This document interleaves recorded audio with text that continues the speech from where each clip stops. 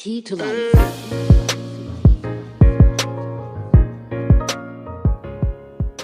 Hello, this is Sekou Burmese, your host of The Lit Review, a podcast brought to you by the Academy of Management Journal. In this podcast, we dive into the insights of recent research published in the Academy of Management Journal. In every episode, we interview authors and corporate leaders to discuss the inspiration for research ideas and how insights from this research applies to current pressing issues in organizations and markets. Today, we have a fantastic guest, Thomas Lawrence, who is a professor of business at the University of Oxford. In our conversation today, we talk about how organizations can impact some of the most important challenges that we face in society, these grand challenges. Throughout our history, formal organizations have been a driver of immensely important economic, political, and social accomplishments. Many organizations today, in fact, are attempting to fight the daunting task of trying to address some of society's grand challenges. In a recent published paper at AMJ, Tom investigated this phenomenon and asked how organizations can import practices that are considered bad in attempts to solve an important social problem. The results are intriguing and also speak to the broader theme of how controversial practices can be transformed when they're taken from one context to another. Tom also shares some of his observations about the global and local trends he sees in the field of social innovation. And lastly, we talk about how his research might have aligned with one of the greatest television shows in U.S. history. I hope you will enjoy this episode of The Lit Review and my discussion with Thomas Lawrence. Tom Lawrence is a professor of strategic management at the Said Business School at the University of Oxford. Tom's research focuses on how organizations and individuals shape major change in highly contested domains such as healthcare, the natural environment, addiction, and homelessness. In particular, his research shows the importance of social institutions, those widely held beliefs and values, in both facilitating and constraining social innovation and change. Hello, Tom, and welcome to the Lit Review podcast. Thanks very much. Thanks for having me. So I'd like to start out by discussing a paper that you published in 2017 in the Academy of Management Journal entitled High Stakes Institutional Translation, Establishing North America's First Government-Sanctioned Supervised Injection Site. And just the title is enough to grab eyeballs. And so we'll get into what exactly you found. But the paper, I think, asks a really interesting question about how organizations deal with resolving or attempting to resolve some of these grand challenges that we face, these societal problems. And in the case here, this is drug treatment. And so I'm curious, what got you interested in this topic? And how did you arrive at the specific tension of institutional translation as something to investigate? This was a paper that was a long time in gestation to publication. Its origins really come out of a couple of different places for me. One was that I'd been interested in and doing research on how social change happens and the role of institutions in that process for quite a while. I was working with colleagues for a long time, particularly Nelson Phillips, Cynthia Hardy, and Steve McGuire. And we've been looking at social change that occurred primarily through interorganizational collaboration and in similarly contested, politicized kinds of contexts. And so I was sensitized to those kinds of contexts and interested in them. Mm-hmm. The second place it came from was I moved universities in 2002 from University of Victoria to Simon Fraser in Vancouver. And I was looking around for an empirical context to study. And Insight, which is the supervised injection site that was the focus of the study, opened in 2003, a year after I arrived. And I became aware of it then just really as through the newspapers, as a member of the kind of general public. And I didn't really know anything about addictions treatment, but was intrigued by the event. And actually, the actual facility, the physical facility, Insight, was a 15-minute walk from my office at the business school, which made it both interesting and convenient, obviously. Yeah, absolutely. And so I could just walk down there. And I don't know if you've been to Vancouver. Yeah, for the Academy of Management. Yeah. A few and times. And for the book when we did the book of together. course. Yes. Anyway, the Vancouver is an interesting place in this regard, in that the business school is in the heart of the kind of downtown core financial area of Vancouver. It's pretty new buildings, lots of glass, shiny.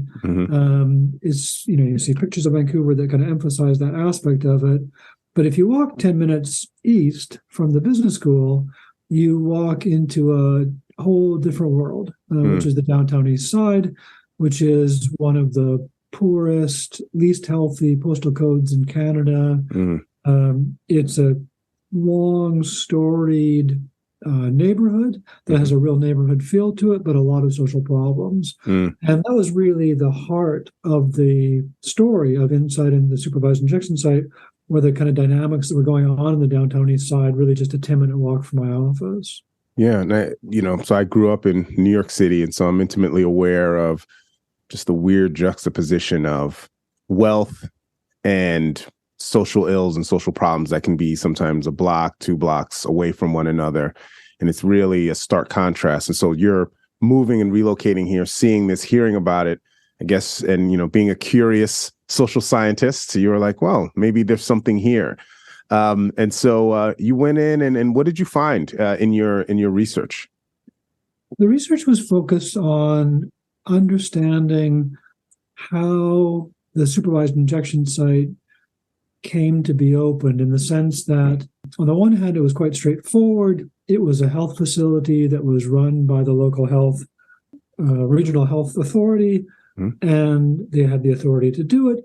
But there was a really long 10-year process that led to the opening of that facility eventually, and it emerged from an opioid. I mean, right now we talk about opioid epidemics and the epidemic of overdoses that's occurring both in Canada and the US.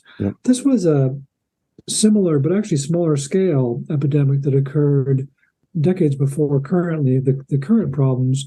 But there was a period in which, there's a long period in which overdose deaths from opioids, both in Canada and the US, they occurred, but at a relatively low level in terms of incident rates. And then there was a spike that occurred in the 1980s when some of the drugs that came particularly from Asia changed, and that triggered a whole set of deaths and a kind of crisis in the community that was around drug user populations as they saw friends and family dying from the use of these drugs. And so what I traced was the process from that epidemic and kind of crisis in the community to the opening of this supervised injection site. And in a sense, so that the question was really, how did this thing open? And so the first finding was really that, well, this thing was really the end result of the opening, or the social construction at least, of waves of supervised injection sites prior to the government-sanctioned site. Which included 9 different physical sites, including illegal sites, demonstration sites, a site in the basement of a church, a site that never opened, that was constructed by a local NGO, and then also the sort of discursive construction of supervised injection sites in a whole series of reports that were government and NGO and interorganizational reports that were developed, trying to kind of describe and articulate what this thing would be and what we would mean by a supervised injection site. Because the basic technology, if you like, is incredibly simple. It's a room with nurses and some almost like cubicles from a library where a drug user can sit and safely inject, so that if they overdose, there's someone there that can help them. That's all it is. But it's the embedding of that very simple technology in a community that is the challenge that they had to overcome. And so all of these intermediate sites, if you like, were kind of attempts to understand, well, what would that embedding look like? Who would run it? How would it run? Where would it be located? What would be the relationship to police, to the health system, to the courts, to the municipality, and so on? So that was one. And the second finding which is much more general, I think, is that this articulation, physical and discursive, of the supervised injection site evolved in complexity over the 6 or 8 years that these experiments were going on. And it evolved in a sort of co-evolutionary way with the social network that was sponsoring and constructing it.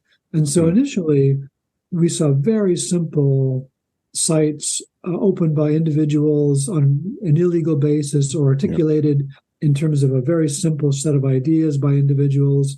And that morphed into more complex constructions by groups and ultimately into this government-sanctioned site, which in some sense it was government-sanctioned and run, but it was really the product of a complex interorganizational network which allowed it to become embedded in the way I was talking about, so that it had an explicit relationship to the justice system, to the health system, to the city, to the drug user network, to researchers, and so on, so that the simple technology could actually be robust in some way. So two things as you were describing that immediately jump out to me. And the first is academic, and the second one is less academic. So the first one that really jumps out at me is this idea that to make change that's truly transformational is not straightforward. Even if like you said, the technology is straightforward. Hey, what do we need to reduce these deaths? We need a place people can go and safely do this. That's the easy part. And then people do it, and then they run into normally a Mack truck of, well, what does this mean for this? And all these other unintended kind of linkages. And so a lot of what I took from the paper is that, hey, even if the technology to make something better is simple, the structure around it so that everyone understands and everyone can relate to it in a way that doesn't make them uncomfortable is where a majority of the work ends up being, right? Like years and years just to allow this very simple technology that we know is going to help reduce deaths to be able to flourish, right? And so I took from that a lot. And I think, and I want to ask you, after I say this non-academic thing, about what does that mean, more largely, because I know you think about these things a lot. The second is, have you ever seen the show The Wire? Sure. Okay. So are you familiar with Amsterdam episode or the Amsterdam plot? Okay, you'll have to remind me. All right. Well, yeah, it was 2004. So it's crazy just because I read this and I said, oh, he collected this data as the writers for The Wire were writing this script. And so in it, in essence, this is in Baltimore and they're dealing with a huge drug problem. And so one of the police officers says we should set up a safe zone where we will not prosecute using and we will not prosecute selling. Right. So it was a zone, and it was, a moment of clarity from this one lieutenant had been fighting this war on drugs for so long. He's like, we should set it up. And they tried to call it Amsterdam, but people didn't understand. So they call it Hamsterdam.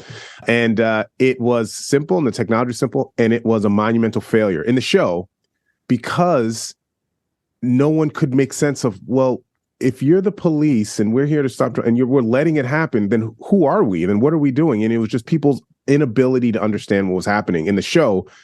And it mimics a lot of what I think you're finding in this. So I was wondering if you were a consulting writer for The Wire, if David Simon reached out to you. I actually do remember that episode now. And I had the same feeling. I mean, it's fascinating.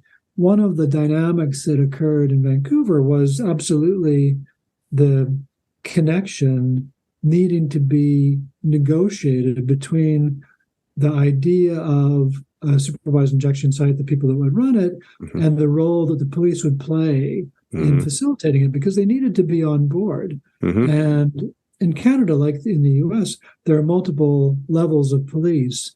And I think, as sometimes happens in the US as well, the different levels have very different relationships to local activity and people. Sure. And so in Canada, there's the RCMP and there's the Vancouver City Police. And the Vancouver City Police were intimately connected to the city in a way that the RCMP was not, even though both played a role. And so there was a kind of process where they had to get police both at the level of the leadership, which in some ways was easier, but also the rank and file police officers to get on board and not prosecute people, not just within the supervised injection site, obviously, because they had an exemption, but the minute you stepped out of the injection site or on your way to it, you're going to be holding. And so you couldn't have police sort of thinking, okay, this is circling around. We will just kind of wait outside and arrest everyone. And so they had to be on board that this was going to work. And that took a lot of, I think, courage by the police force, by the leadership of them, and then also really strong negotiations between the police and the city in reaching that kind of agreement. And one of the difficult issues around, like you say, getting your head around it was actually also for the drug users. Drug users had to trust all these groups that they normally would not trust and that they've been very badly served by in the past. And so that took a lot of reconstruction of identities on the part of a lot of people in relationship to what this problem was. And there was a real transformation. I mean, and the basic transformation in some ways was from the social construction of drug addiction as a criminal problem to a health problem. And the response being a criminal justice response, moving to a health response. And I think we see this was the front end of a larger movement where now that is more and more the case, particularly in North America, where decriminalization of drug use and drug possession and more kind of money or at least attention being paid to protecting people from getting in and beginning. One of the interesting things that spun out of not my study, but the process was that a lot of people who got involved weren't addictions people per se when they went into the process. They were people interested in the community and making change, but they became much more aware of and sophisticated around issues around drug use and addiction.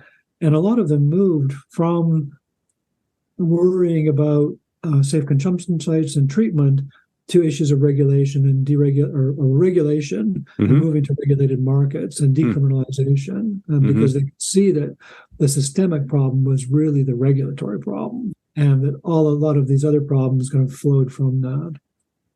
So, if we can, so this is interesting. We could talk about this paper for a long time, but I do want to extract out a bit. And so this idea of institutional translations, you talk about the taking of a practice that is either controversial and moving it from one space to another. And this is, some might say this is the definition of what innovation is, right? And this is a social innovation, which is an area. But, are there other examples of this that have caught your eye that you think about regarding injection sites, was the one that you looked at for this paper. But do you think there are lessons learned from this idea of institutional translation that maybe can help us understand other sorts of events that are currently unfolding now? I think so. I think that if you look at issues around health in general, then what you see when you compare jurisdictions around the world often is, in part, differences in economic resources and technologies that are available to people. But particularly, I think you see differences in values that are driving decisions that are less about technology and more about how people determine their own health outcomes, and the relationship, for instance, between individual health and public health. And so we were talking about COVID before we came onto this conversation, and I think COVID really made transparent a lot of the challenges and questions about the translation of different, very simple technologies across jurisdictions and across sort of value and cultural sort of boundaries. And things as simple as masking, the use of vaccinations, which, I mean, obviously the construction of a vaccination is a complex technology, but the implementation of a vaccine is not. What's complex about the implementation of a vaccine is the social context in which it's embedded.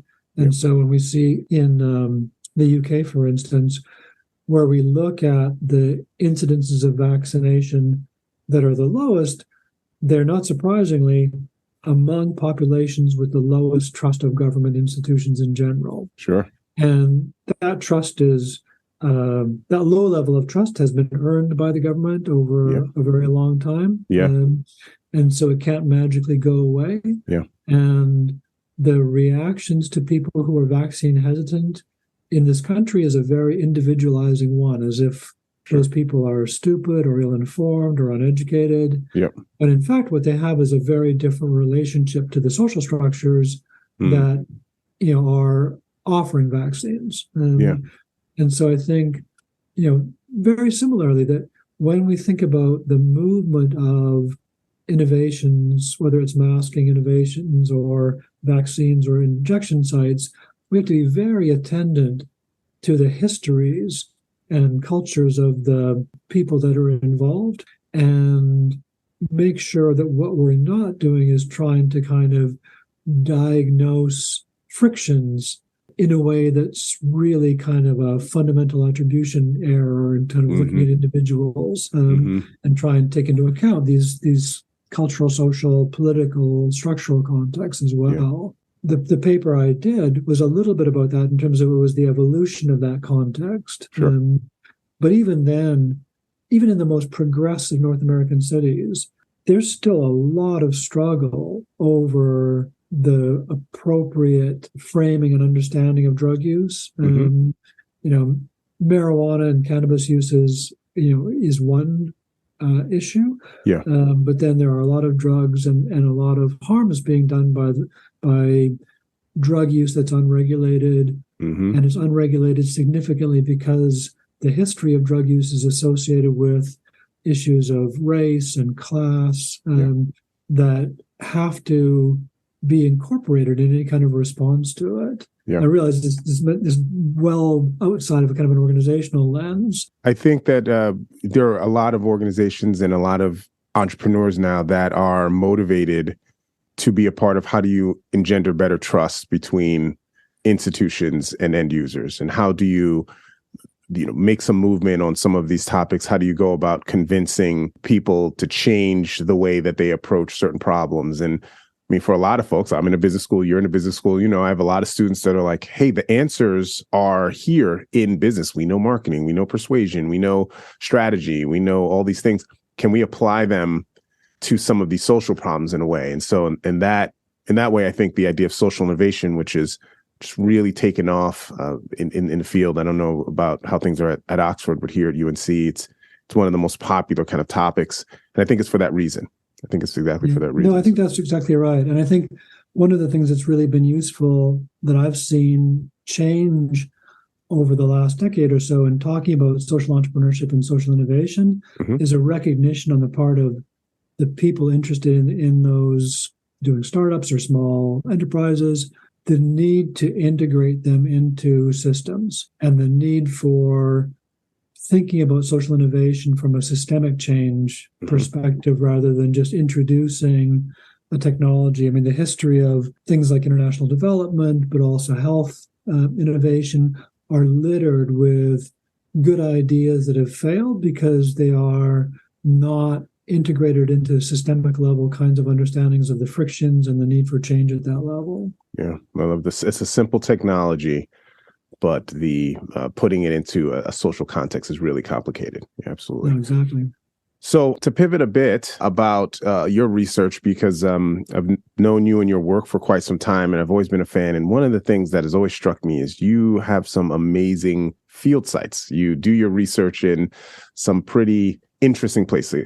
This current paper we've been talking about is a perfect example. I think there might be other academics or researchers that are also interested in doing this kind of work inspired by you and some of your co-authors.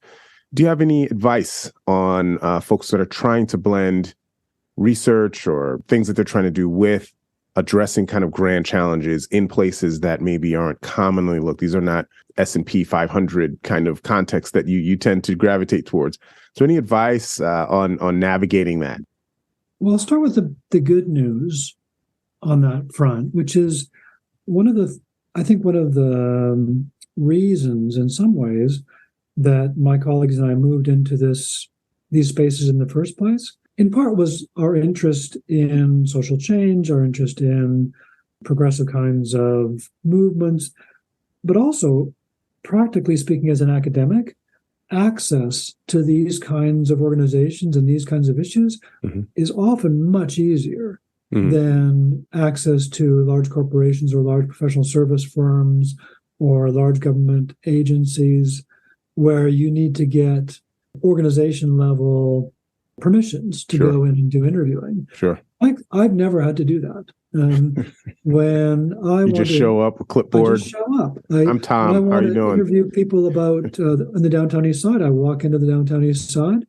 I look for individuals. I call individuals, and that's who I talk to. And so the friction is very low. The barriers are very low on that front.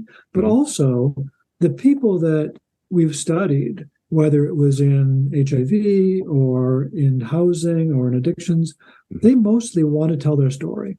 These are people who are trying to change the world, and they know that a part of how you change the world is telling your story to lots of different people. And they recognize that telling an academic is not going to get the word out immediately. It's not the same as doing a newspaper interview or a TV interview, but they're articulate. They know how to tell their story. They're used to telling it. They understand that their organizations need to be permeable. And we're a part of that kind of boundary spanning role for them. And so I've found it incredibly easy for the most part to get access. So that's a really practical reason. And in fact, if there are doctoral students listening, when you are short on time and you need to get access, not-for-profits, NGOs, social movements, those kinds of spaces are going to welcome you often much more easily than corporate spaces are going to. So that's one piece. The other piece I would say is they're not just organizations that you're entering into. These are really worlds that you're entering into. Worlds that have cultures and language and history, networks. And you have to be very respectful of those elements. And you have to really understand that when you go into a space where there's a really serious problem that people are trying to grapple with, whether it's a health problem, a justice problem, or something else, you need to do the homework ahead of time so that you are not simply a dilettante going in like a tourist. Now, you will be a little bit always at the beginning, but especially these days, you can do a lot of work ahead of time. You can do research, you can read, you can go in knowing the history of the NGO that you are interviewing someone in, so that you're not simply asking them questions you could have just looked up on the website. I think that really is an obligation for people going into these, because these people are busy, often not well paid, often trying to address questions that they think are incredibly important. And they're happy to talk to you if you also treat it that way. All right. So before I let you go, I want to ask two questions, and I ask all of my guests here on the Lit Review. The first is, I look at our role as social scientists, looking at phenomena and trying to understand it, right? Trying to observe things that we don't understand. Are there any events that are currently unfolding, any things that have piqued your curiosity that maybe we don't understand well and we could stand to understand a little bit better? There is one issue which I'm not studying. That's even better, because then you're truly curious. Well, I really am curious, and it's a really big one, and I don't know what to do about it. The question is, how are organizations, and consequently organization scholars, playing a role or going to play a role in addressing the global costs of nationalism and fragmentation more generally, and regionalism as well, that I think we've seen over the past couple decades, following Trump, but even before Trump, the increase in protectionism, in nationalism, factionalism, tribalism, and movements away from what was at one point, and in my life, understood as a kind of imperative toward globalization. So when I was a relatively young business school academic, I think we all thought liberalism, globalization had won, and that there were just going to be increasing connections between regions, between societies, between groups. Yeah. And then we saw things like the fall of the Berlin Wall, the end of apartheid, as signals that this was inevitable. Yeah. And what we've seen since then is the opposite. We've seen fragmentation and nationalism emerging, and the disconnection of groups, both within countries and the polarization of groups within countries. And I think as a consequence, what you see are governments, both national, local, and to some extent transnational, all failing in their role as connectors. Yeah. And so the question becomes, if they're not going to do it, if governments are going to pander to localist or factionalist or tribalist or racist kinds of motives, then how is either the private sector or civil society organizations going to step in and provide the connective tissue that's going to be necessary so that the benefits of globalization, and I'm not saying there are not costs to it, but so that the benefits of globalization are still manifest. Yeah.